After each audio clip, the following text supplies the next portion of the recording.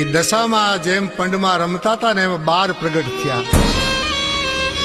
12 પ્રગટ થયા એટલું નહીં, પણ જયેશના માથે હાથ મૂકીને એટલું કીધું કે બેટા જયેશ, હું તારી ભક્તિથી પ્રસન્ન થઈ છું. તારી ભક્તિ જોઈને હું રાજી થઈ છું.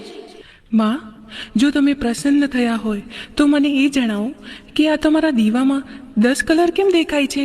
અરે દીકરા, એનું જ રહસ્ય તો હું તને સમજાવવા આવી છું. બેટા, હું એકલી જ નથી, મારી બીજી 9 બહેનો છે અને મારો 10મો અવતાર દશામાનો છે.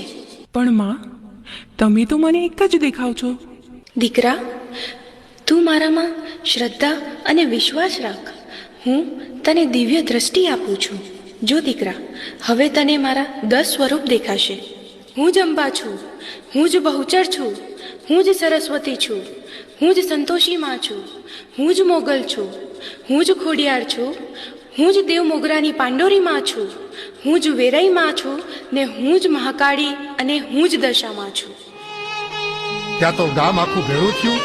એના માં, એના બાપા, એના મિત્રો, આડોશી પાડોશી એ તમામ ત્યાં ભેળા થયા. જોયું, ઓ જયેશ માતાજીની ભક્તિ કરે છે, માતાજી પ્રગટ થયા છે. એના પંડરી માલિપા